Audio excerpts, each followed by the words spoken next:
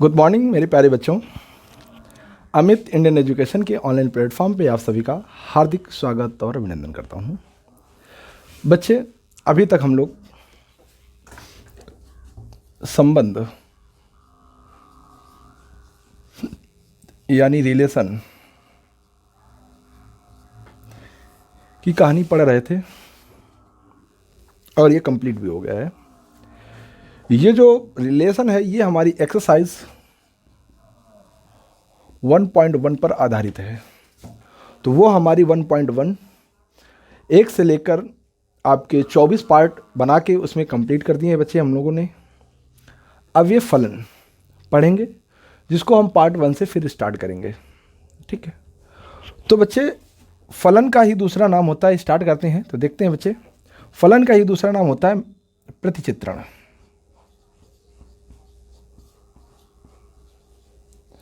जिसको हम इंग्लिश में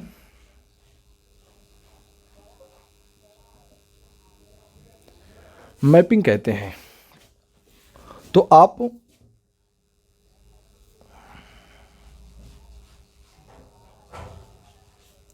फलन कहो या प्रतिचित्रण कहो, दोनों बच्चे एक ही बातें हैं। ठीक है, फलन कहोगे और या प्रतिचित्रण कहो एक ही बात है, यानी फंक्शन या मैपिंग।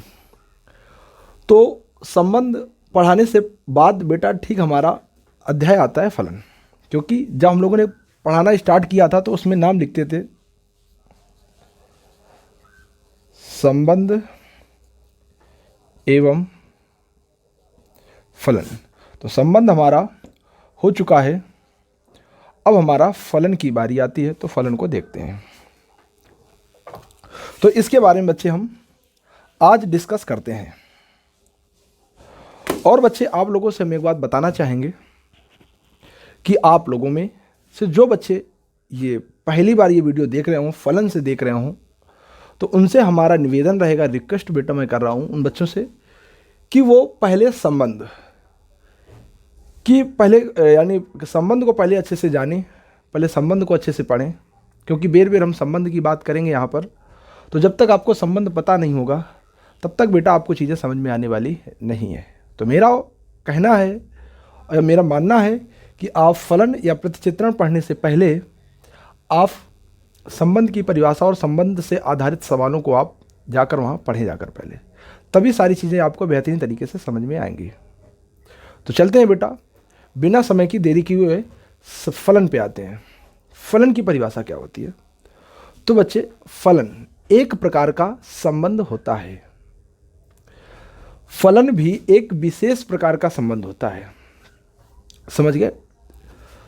ये आप सोच रहे होगे कि फलन और संबंध हम कहते हैं दोनों एक ही हैं। ठीक है बच्चे, फलन और संबंध दोनों एक ही हैं, पर इसमें कुछ खास इसको पावर दी जाती है। खास पावर दी जाने पर यानी संबंध में संबंध कई होते हैं। ठीक है, अब उन संबंधों में से एक संबंध होता है यानी रिलेशन होता है। इस रिलेशन में एक खास पावर डाल दी जाती है। खास पावर की वजह से वो फलन कहलाने लगता है। तो उस खास पावर में कितनी चीजें होती हैं? पावर में बेटा 3 चीजें होती हैं।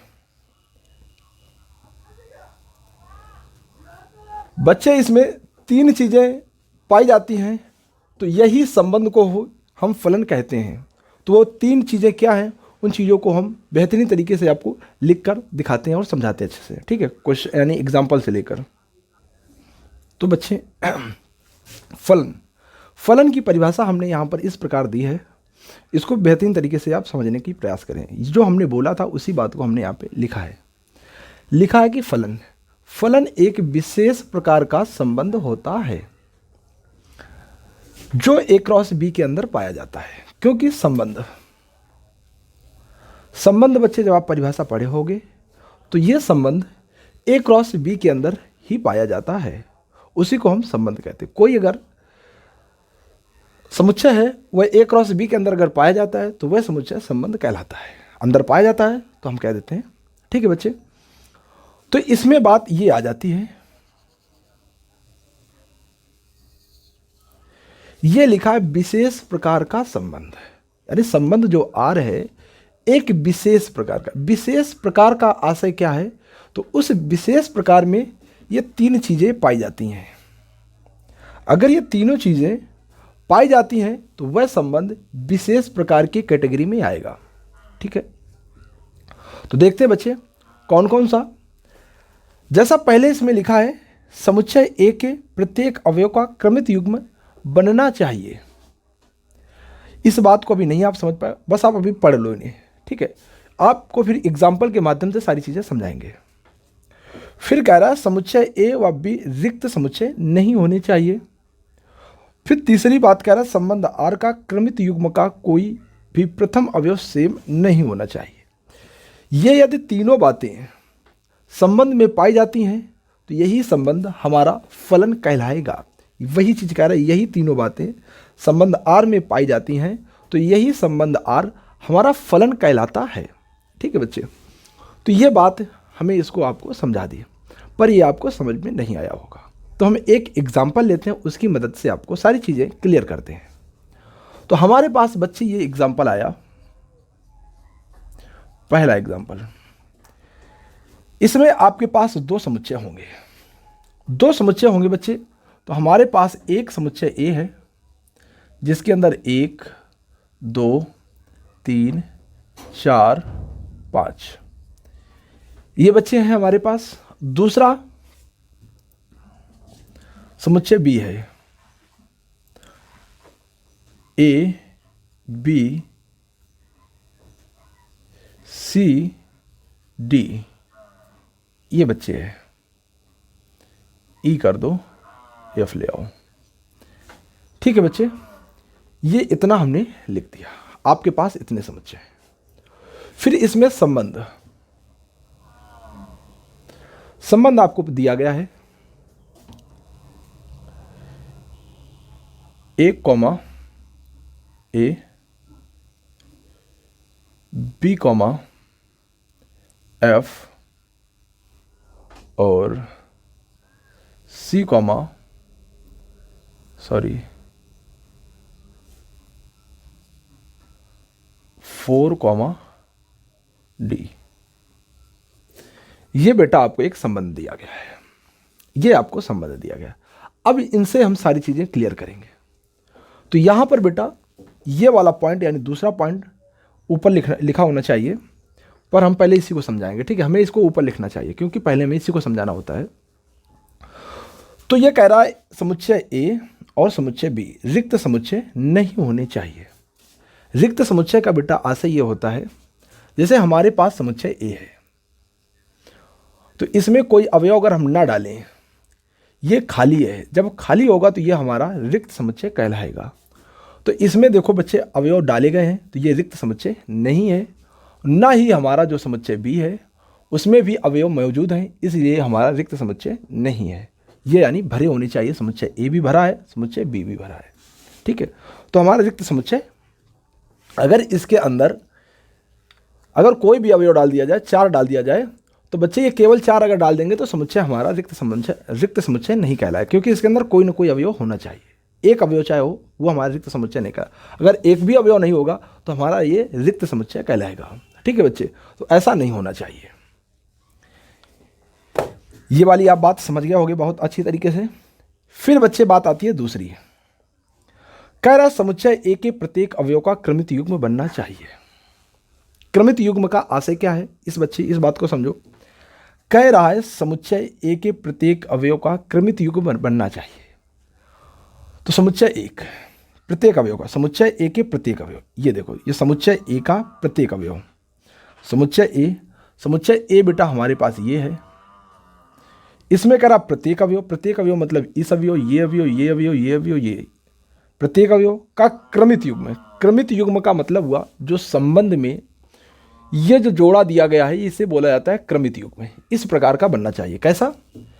1 का क्रमित युग्म है 1 का, फिर 2 का क्रमित युग्म है, और बच्चे फिर 3 का क्रमित युग्म नहीं है। यह कह रहा है समुच्चय ए के प्रत्येक अवयव का क्रमित युग्म होना चाहिए। तो बच्चे यहाँ पर नहीं है, तो इसका अर्थ क्या होगा कि यह संबंध फलन नहीं होगा। फिर एक संबंध हम दूसरा देते हैं, दूसरा संबंध देते हैं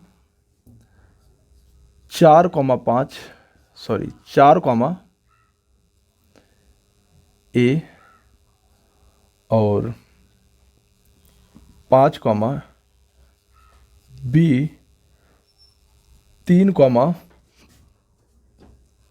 3,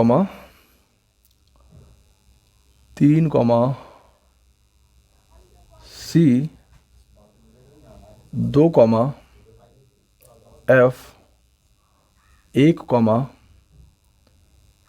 C। ये बच्चे हैं। अब इस फलन संबंध को यानी इस संबंध को हम चेक करते हैं ये क्या फलन है, यानी जो आर संबंध है, रिलेशन दिया गया है, यह आर फलन है कि नहीं, इसको चेक करते हैं। तो बेटा ये पहली बात समस्या ए बी रिक्त नहीं, इसको बेर बेर देखने की ज़रूरत नहीं है, यानी पहली बात तो है।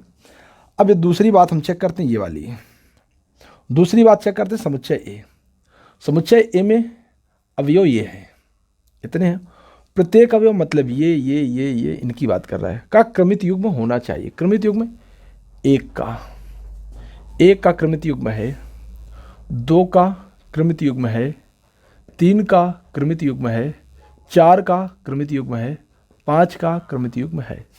यानी कहने के बच्चे पहली भी शर्त हमारी पूरी हो गई, दूसरी शर्त भी हमारी पूरी हो गई।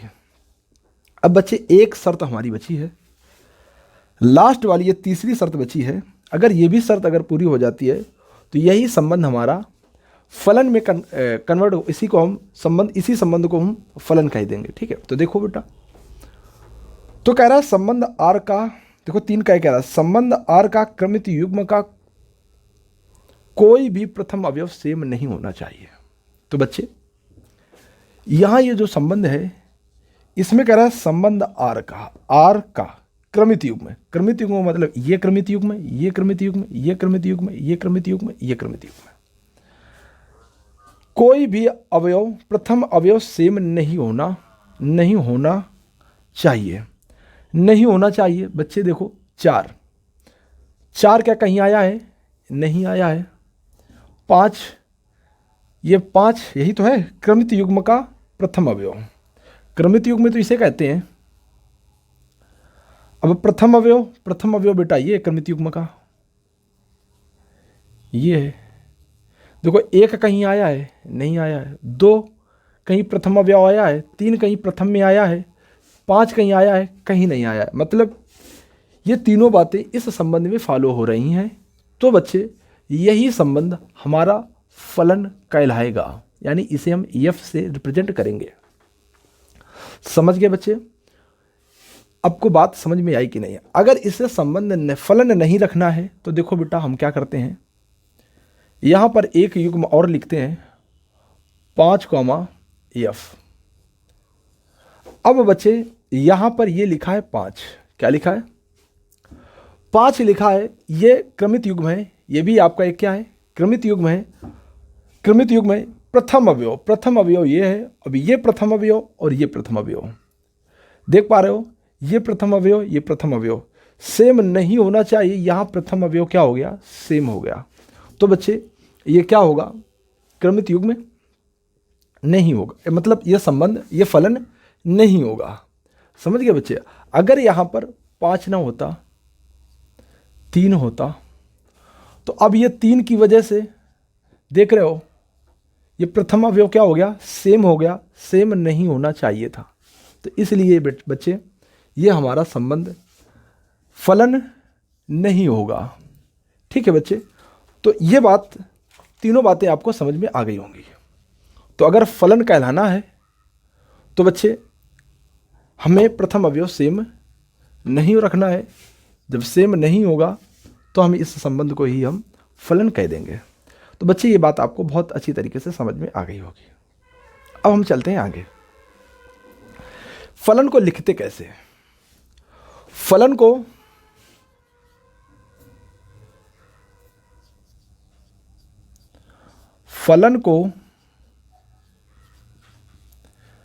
कैसे लिखते हैं? फलन को कैसे लिखते हैं, तो बच्चे इसे देखो। अच्छा आप बताओ संबंध को कैसे लिखते हैं। संबंध को कैसे लिखते हैं। संबंध को बच्चे, संबंध होता है तो संबंध R, subset A cross B. संबंध को तो बच्चे ऐसे लिखा जाता है, पर फलन को कैसे लिखा जाता है। फलन यफ होता है तो इसे f such that A to B. ठीक है बच्चे, तो फलन को हम ऐसे लिखते हैं और संबंध को हम ऐसे लिखते हैं। ठीक है बच्चे, ये चीज़ आपको बेहतरीन तरीके से समझ में आ गई होगी कि संबंध और फलन को कैसे लिखते हैं। यानी इसका अर्थ ये हुआ कि ए क्रॉस बी के अंदर जो आर है ये पाया जाएगा। ठीक है, और फलन का आशय हुआ कि ए से बी में संबंध होगा तभी होगा जब यह संबंध आर ये तीनों बातों को पालन करेगा। ठीक है बच्चे, तो ये आपका हो गया फलन, और फलन को कैसे लिखते हैं, इतनी आपकी जानकारी आपको हमने दे दी। अब बच्चे हम क्या करते हैं, आपसे हम कुछ चीज़ें पूछते हैं। ठीक है, तो पूछते हैं तो आपको बताना पड़ेगा, तो इसको बेटा हम रेस करते हैं। ठीक है, आपको जो चीज़ें ना ही हो तो स्क्रीनशॉट ले लेना बच्चे, या वीडियो को रोक कर आप देख सकते हो। ठीक है, अब आगे हम चल रहे हैं।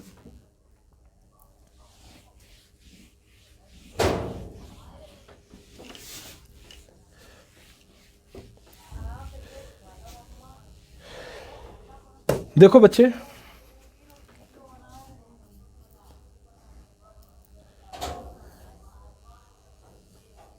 यह हमारा समुच्चय ए है, यह समुच्चय बी है, इसके बीच में हमारा संबंध आर है। ए से बी में एक संबंध आर है, तो ए में कौन है, 1 है, 2 है, 3 है, 4 है, 5 है।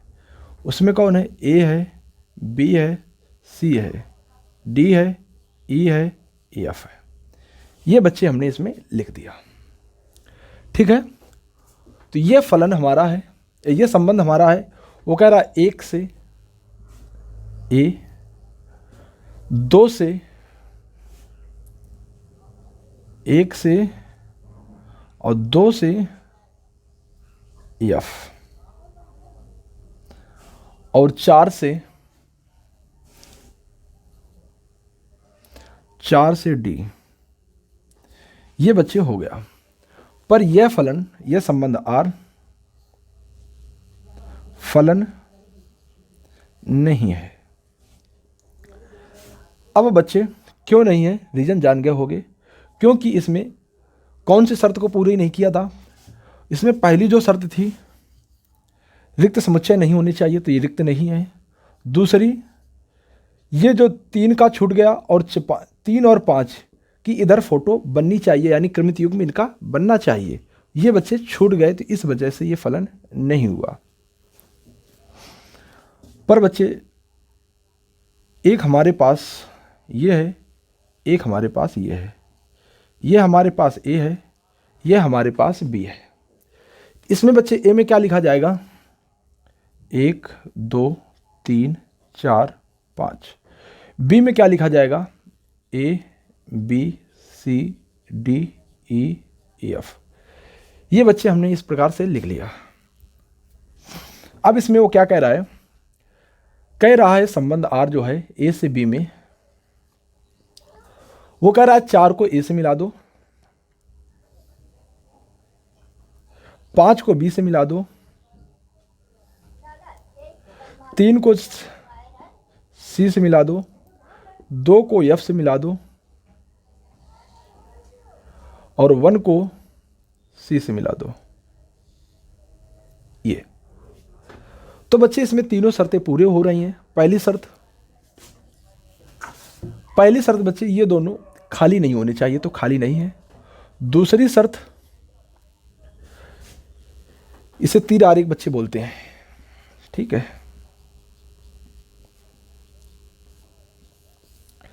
तो तीर आरेख में हम कैसे, अगर आपको ऐसे मिलता है तो आप जान जाओगे, अगर आपको तीर आरेख मिलता है तो आप वहाँ जान पाओगे कि ये फलन है कि नहीं है। तो आपको ऐसा जब मिलेगा तो आप कैसे जानोगे।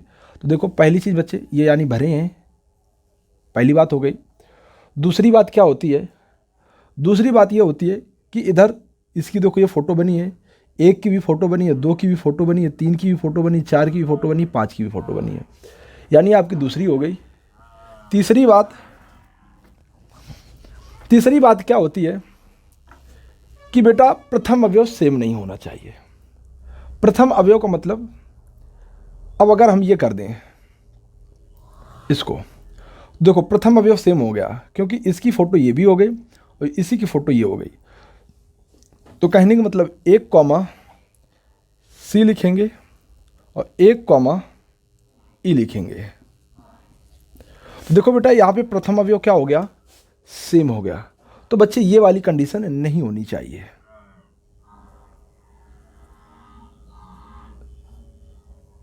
ठीक है बच्चे, ये प्रथम अवयव वाले अगर कंडीशन आ जाएगी तो फिर गड़बड़ हो जाएगा। तो इस प्रकार की कोई प्रथम अवयव सेम नहीं है, तीनों कंडीशन बेटा यहाँ पे हैं। तो इस आर को यहाँ से हटाकर यहाँ पर बच्चे हम क्या लिख देते हैं, एफ, यानी जो ए से बी में एक ये फलन परिभाषित है। ठीक है बच्चे, इस प्रकार से हम लिखते हैं, लिखने का प्रयास इस प्रकार हम करते हैं। अब बच्चे हम आपको कुछ एग्जाम्पल देंगे और आपको बताना पड़ेगा कि कौन सा फलन है और कौन सा संबंध फलन है और कौन सा संबंध फलन नहीं है। तो देखो बच्चे, ये हमने ए लिखा, ये हमने बी लिखा। ए के अंदर 1 2 3 4 5 डाल दिए, बी के अंदर A B C D E F ये 5 डाल दिए, और डालने के बाद हमने आपको इसकी इमेज ये बन गई, इसकी इमेज ये बन गई, इसकी इमेज ये बन गई, इसकी इमेज ये बन गई। ये संबंध आर हमने दिया। अब बताइए ये संबंध आर क्या फलन है? तो बच्चे क्या होगा, सीधा सीधा जवाब, यह संबंध नहीं होगा। क्यों नहीं होगा? क्योंकि प्रथम बात जो होती है उसकी तो पालना हो रही है कि प्रथम बात ये होती है कि दोनों ये अवयव भरे होने चाहिए, तो भरे हैं, चलो ठीक है। दूसरी बात क्या कहता है, प्रत्येक अवयव का क्रमित युग्म होना चाहिए, यानी इसका युग्म ये है, यानी 1 का युग्म ये है a कॉमा बी, 2 का 2 कॉमा सी, यानी इसका क्रमित युग्म ये है, 3 का 3 कॉमा डी, इसका क्रमित युग्म ये है, 4 का 4 कॉमा ई, इसका क्रमित युग्म है। अब 5 का बेटा क्रमित युग्म नहीं है, इसलिए यह संबंध आर फलन नहीं है, फलन नहीं है। समझ गए बच्चे? तो दूसरी बात की यहाँ पे पुष्टि नहीं हुई, इस वजह से बेटा यह संबंध आर फलन नहीं होगा। ठीक है, फिर बच्चे हम आगे चलते हैं। चलो, तो ये भी नहीं हुआ। फिर इसके बाद बच्चे एक हम और देते हैं, उसको बताना होगा। चलो, इतनी बात बेटा आपको क्लियर हो गई होगी, तो हम चलते हैं, ज़्यादा देर न समय गमाएं।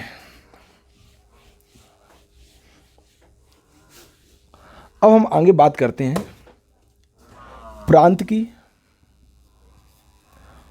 और परिसर की, और प्रांत, परिसर और सहप्रांत की। तो जैसे ही बच्चा ये हमने बोला होगा प्रांत, परिसर, सहप्रांत, तो आप लोगों के दिमाग में बात आई होगी, सर ये तो हम पढ़ चुके हैं। हाँ बच्चे, ये हमने पढ़ा दिया है, पर बच्चे ये हमने संबंध में पढ़ाया था।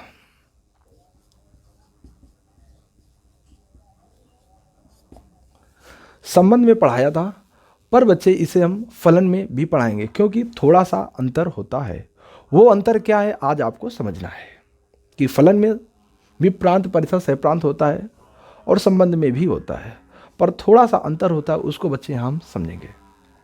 अंतर वैसे कुछ नहीं होता, पर थोड़ा सा वो जो होता है उस चीज़ को हम आपको समझाने का प्रयास करेंगे, क्योंकि बच्चे संबंध के हिसाब से जब फलन में प्रांत, परिसर और सहप्रांत निकालते हो तो बच्चे वहाँ पर बच्चे क्या कर देते हैं, गड़बड़ कर देते हैं। तो नज़रिया क्या होता है उस चीज़ को हम समझते हैं। तो हमारे पास जो संबंध आर है इसमें हम बताएंगे,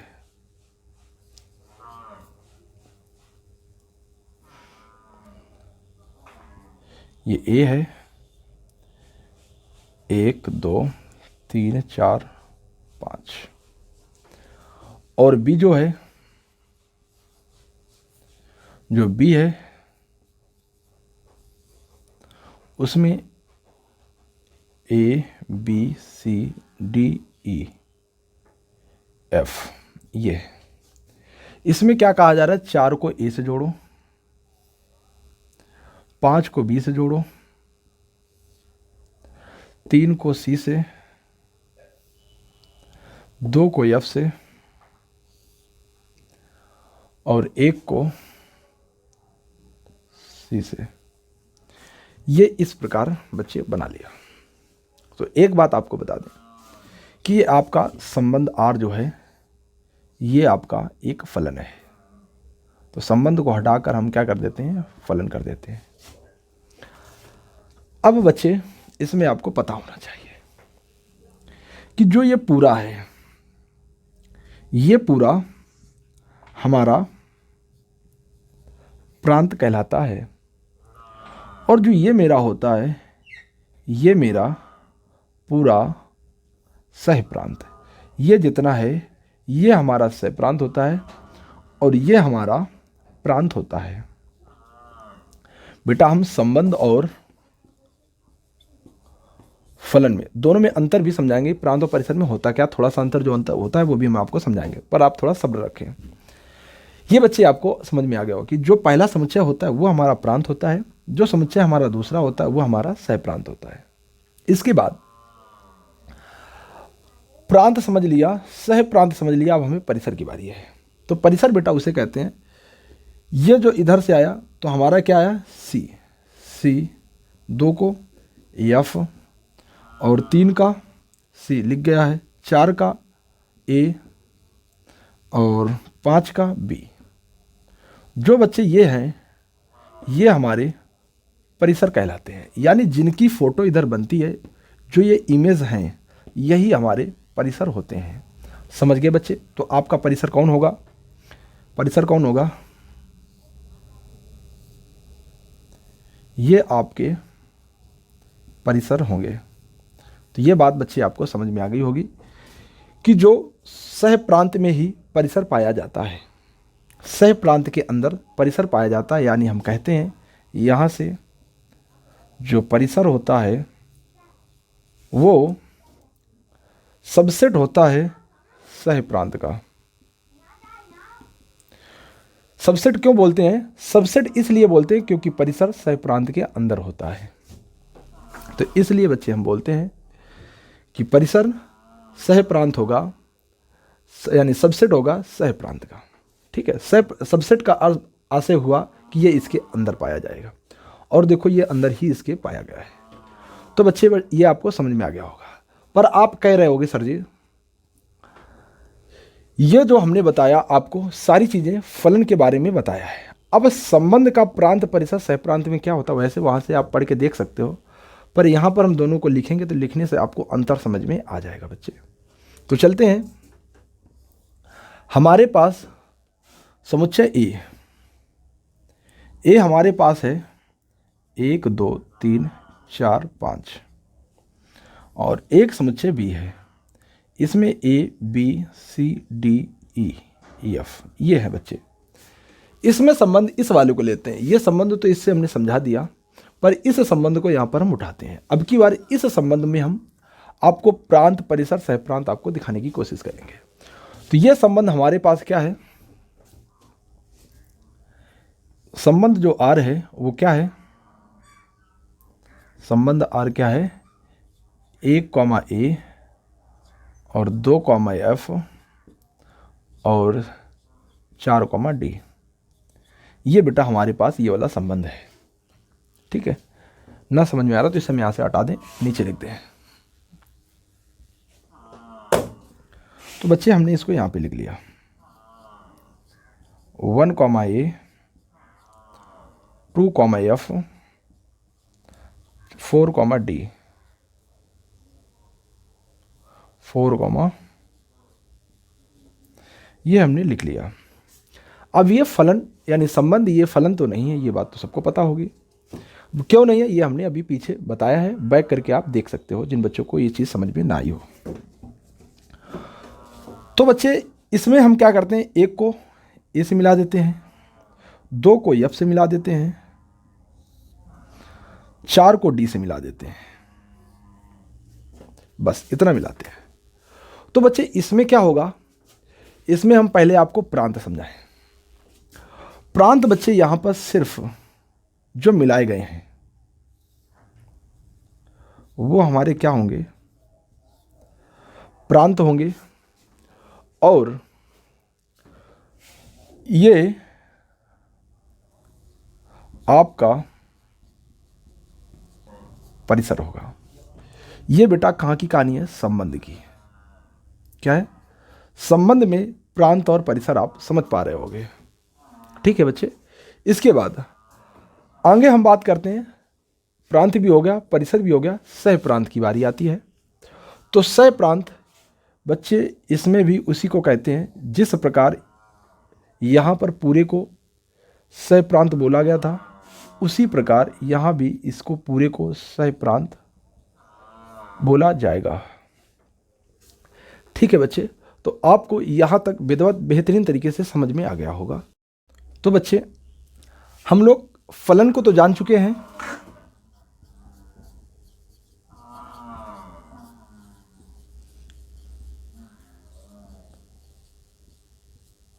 फलन की परिभाषा तो जान चुके हैं। अब फलन को ही जानना है ज्यामितीय आकृतियों में, यानी आपको कोई ग्राफ दिया जाएगा, उस ग्राफ को आपको बताना है कि ये जो ग्राफ बना है ये एक फलन होगा कि नहीं होगा, ये आपको बताना होगा। तो चलते हैं बेटा, हम इसको चेक करते हैं। आपको पहले कुछ ज्यामितीय आकृतियां देते हैं, मतलब आपको ग्राफ देते हैं, फिर आपको बताना पड़ेगा। ठीक है, तो सबसे पहले एक हमने ये ग्राफ दिया आपको, एक्स, एक्स डैश, ये वाई डैश, ये हमने आपको तल दिया। इस तल में ये एक आपको हम दिया, हमने ये ज्यामितीय आकृति हमने आपको बना के दी, मतलब एक ये हमने ग्राफ आपको बना के दिया। इस ग्राफ को आप फलन कहोगे कि नहीं कहोगे? तो बच्चे ये एक फलन होगा, ये एक फलन होगा।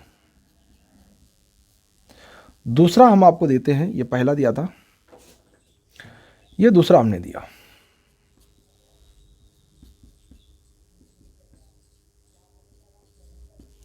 ठीक है, और देने के बाद ये हमने आपको ज्यामितीय आकृति दी। तो ये बताइए फलन है कि नहीं है? तो हम कहेंगे ये फलन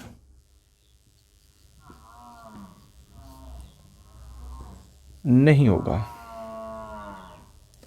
तो आप लोग सोच रहे होंगे कि आप ये कैसे बता देते हो कि ये फलन होगा, ये फलन नहीं होगा? आप कैसे जानोगे? क्योंकि बच्चे हमने आपको बोला था, थर्ड पॉइंट आपको याद होगा फलन की परिभाषा में, थर्ड पॉइंट क्या बोला था कि कोई भी क्रमित युग्म का प्रथम अवयव सेम नहीं होना चाहिए। यानी जो संबंध होगा आर, उस संबंध आर का जो क्रमित युग्म बनेगा उसमें प्रथम अवयव सेम नहीं होना चाहिए। तो बच्चे यहाँ पर प्रथम अवयव सेम हो रहा है और यहाँ पर प्रथम अवयव सेम नहीं हो रहा है, इसलिए यह फलन है। और यहाँ पर प्रथम अवयव सेम हो रहा है, इस वजह से नहीं है। अब कुछ बच्चे कह रहे होंगे सर जी कैसे सेम हो रहा है, ये आप हमें ज़रा बताओ। तो हम बताएंगे, हम कहेंगे बच्चे यहाँ पर आप एक वाई अक्ष के समांतर एक रेखा खींचो और यहाँ भी वाई अक्ष की एक रेखा समांतर खींचो। आप कहीं भी खींच सकते हो, पर कोशिश ये करो कि ऐसी एक रेखा खींचनी है वाई अक्ष के समांतर कि वो इस ज्यामितीय आकृति को कम से कम दो जगह पे काटे, पर वाई अक्ष के समांतर ही खींचना है। ना कि अब ये तुम यक्ष दो जगह कह दो, आपने काटने के लिए बोला तो हम ऐसे खींचते हैं, नहीं, यक्ष अक्ष के समांतर नहीं खींचोगे, आप वाई अक्ष के ही समांतर खींचना है। तो आप ऐसे ही खींचो, चाहे इधर खींचो चाहे आप कहीं भी खींच सकते हो। हमने यहाँ पे खींचा। तो देख रहे हो बच्चे, यहाँ पर ये एक्स पर कोई बिंदु होगा और इसी एक्स पर वाई के कितने बिंदु मिल रहे हैं? एक वाई पर ये बिंदु मिल रहा है, एक वाई पर ये बिंदु मिल रहा है। यानी यक्स के एक बिंदु पर कितने बिंदु मिले? वाई के दो मान प्राप्त हुए। कहने का मतलब ये y1 होगा, ये y2 होगा। तो x, y1 और x, y2 देख पा रहे हो बच्चे?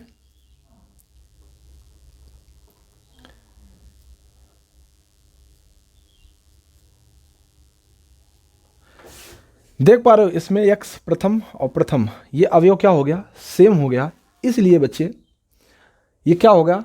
कि ये फलन नहीं है। इसमें बेटा y अक्ष पर यानी x अक्ष पर ये बिंदु है और y पर सिर्फ एक ही बिंदु है, यानी x और y पर सिर्फ एक ही बिंदु है, यानी y, x।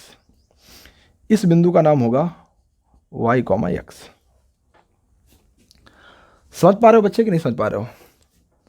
और यानी इस x पर एक ही बिंदु मिलेगा ये, और इस बिंदु से एक बिंदु ये मिलेगा, एक बिंदु ये मिलेगा। इस बिंदु का नाम होगा x, y1, इसका नाम होगा x, y2। समझ गए बच्चे? तो यहाँ पर ये आपका प्रथम अवयव क्या है? सेम है, इसलिए फलन नहीं हुआ। तो आपको हम मोटी मोटी बात बता दें कि आपको कैसे बताना रहेगा। आपको ऐसे बताना होगा कि आप y अक्ष के समांतर रेखा खींचो, और खींचने पर अगर रेखा ग्राफ को दो जगह पे काटती है तो बच्चे वह फलन नहीं होगा। अगर एक बिंदु पर फलन यानी ग्राफ इस रेखा को काटता है तो बेटा वह फलन होगा। तो यहाँ पर एक जगह पे काटा तो फलन होगा, यहाँ पर रेखा खींचा हमने और दो जगह पे काटा तो फलन नहीं होगा। अब आपको हम बोलते हैं, आपको देते हैं कुछ, अब आपको बताना होगा। ठीक है? तो बच्चे पहली बार हमने ये हमने रेखा खींची, तो ये देखो एक बिंदु, दो बिंदु पे काट लिया, तो ये बेटा फलन नहीं है। फिर ये पहली आकृति हो गई, दूसरी आकृति। इस तल में हमने एक ये दिया, ये फलन होगा। क्यों होगा? क्योंकि हम जब y के समांतर खींचेंगे तो सिर्फ एक बिंदु पर कटेगा, यहाँ पर दो बिंदु पे काटा तो इसलिए नहीं हुआ। तीसरा ज्यामितीय आकृति हम देते आपको हैं ये बताओ बच्चे, क्या ये फलन है? यह फलन नहीं है, क्योंकि एक और दो जगह पे कट हो रहा है, इसलिए यह फलन नहीं है। इस प्रकार से बच्चे आप कई ग्राफ बना सकते हो, आप उसमें देख सकते हो। रेखा समांतर y के समांतर रेखा खींच लेना, और यदि दो बिंदु पे काटता है तो फलन नहीं होगा, एक बिंदु पे काटता है तो फलन होगा। बस बच्चे यही हमारी कहानी थी। इस बात को हमने बेटा आप तक पहुंचाया। तो फलन की परिभाषा भी आपने जान लिया, ज्यामितीय आकृतियों में जो फलन होते हैं उनके बारे में भी आपको बेहतरीन तरीके से समझा दिया है। ठीक है? तो क्या हमने समझाया आपको? सबसे पहले बच्चे हमने आपको पढ़ाया फलन। सबसे पहले आपको फलन पढ़ाया, फलन की परिभाषा जिसे कहेंगे, उस फलन की परिभाषा में 3 पॉइंट बताए।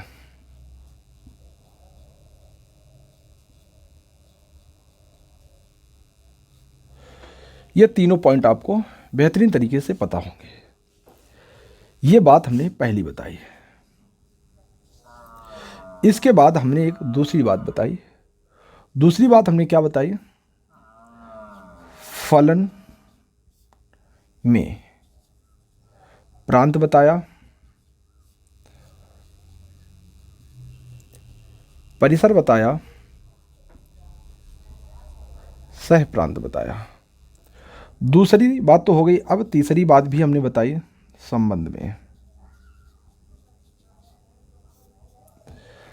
संबंध में हमने क्या क्या बताया? प्रांत बताया, परिसर बताया, और बच्चे सह प्रांत बताया। और चौथी बात फलन व संबंध के प्रांत, परिसर, सह प्रांत। सह प्रांत में अंतर भी बताया।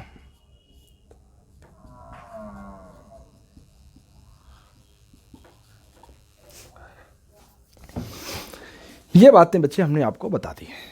अगर आपको ये चीज़ें समझ में आ गई होंगी तब बच्चे हम आगे चलते हैं। क्या बताया फिर से एक बार समझ लीजिए। फलन की परिभाषा बताई। फलन की परिभाषा क्या बताई? कि संबंध एक विशेष प्रकार का फलन होता है, जिसमें अब विशेष प्रकार का होता है तो विशेष प्रकार में कितनी बातें आती है? 3।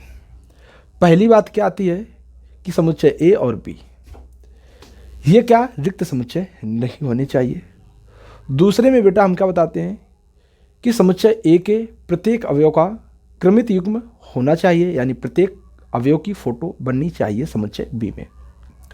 तीसरा हमने बताया कि समुच्चय ए जो है उसका प्रथम अवयव संबंध का जो संबंध है उस संबंध में जो प्रथम अवयव समुच्चय ए में दिए गए हैं उस प्रत्येक जितने अवयव हैं वो कोई भी अवयव सेम नहीं होना चाहिए। ये तीन बातें बच्चे हमने संबंध की परिभाषा में बताई। फिर फलन में प्रांत परिसर सहप्रांत बताया, संबंध में प्रांत परिसर सहप्रांत बताया, और इन दोनों में कि फलन के प्रांत परिसर सहप्रांत और संबंध के प्रांत परिसर सहप्रांत में अंतर क्या होता है ये भी आपको हमने बताया बेहतरीन तरीके से। ये चीज़ें जब आपको समझ में आ गई होंगी तो बच्चे हम चलते हैं फलन के प्रकार में। तो फलन का प्रकार क्या होता है उसको बच्चे हम नेक्स्ट वीडियो में हम क्लियर करते हैं। ठीक है बच्चे, तो चलते हैं। आप सभी को राम राम।